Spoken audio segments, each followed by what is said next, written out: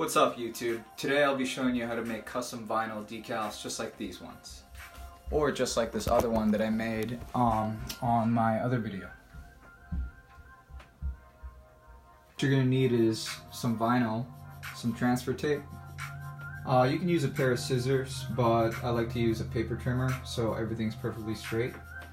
A squeegee, a picker tool, and of course a vinyl cutter. This one I'm using is a Silhouette Cameo 3. So the program that I'm using is the Silhouette Studio, which came standard with my Silhouette Cameo 3.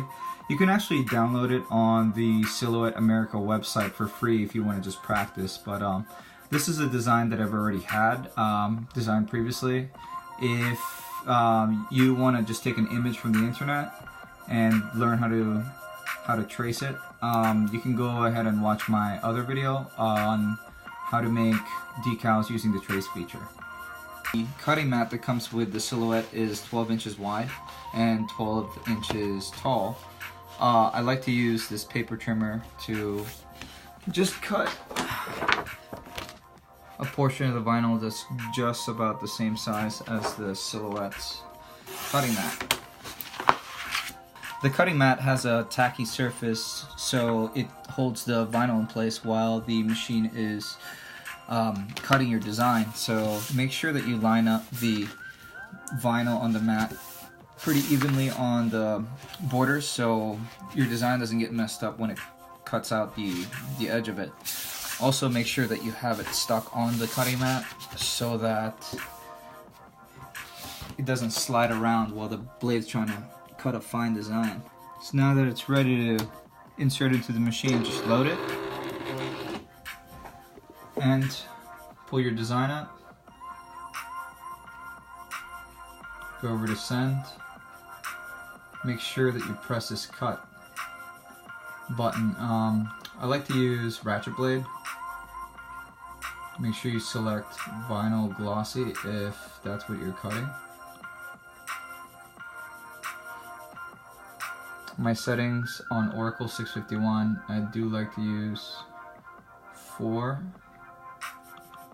2, 10 for force. This is how deep the needle goes into the vinyl, so to make sure you don't pierce through even the backing of it. So those are the settings I like to use on this specific vinyl, which is Oracal 651. Just click send, and what I like is the Cameo actually gives you an idea of the estimated time on how long the job's going to take. So, like right now, I can actually go ahead and do laundry and just come back to this when it's done.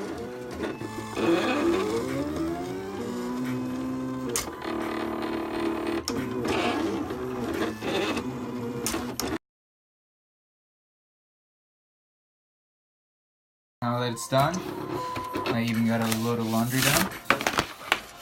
Go ahead and pull it off the mat. So now that the vinyl's been cut, we want to weed out what we don't want and what we want to stay.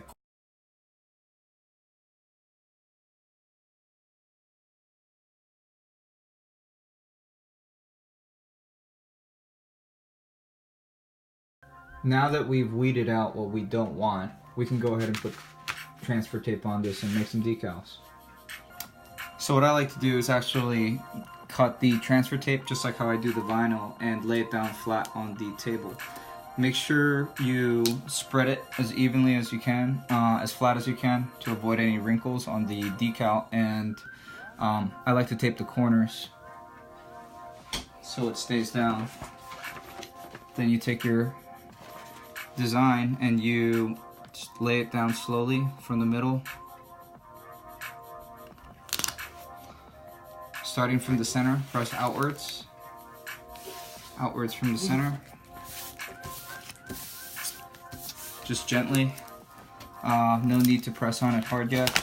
So once you have it back upside down this way, you can go ahead and take your squeegee and get all the air bubbles out, starting from the center again. Start doing it lightly to make sure you get the bigger air pockets out, and then you can start pressing on it harder and harder. Once you're done getting all the air bubbles out, the next thing you want to do is trim all this extra transfer tape sticking out.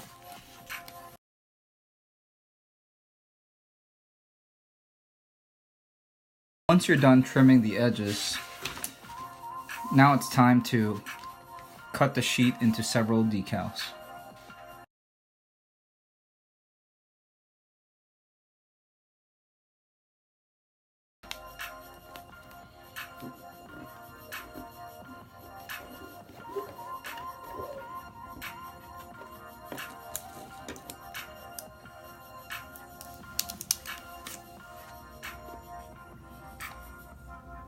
And that is how you make decals.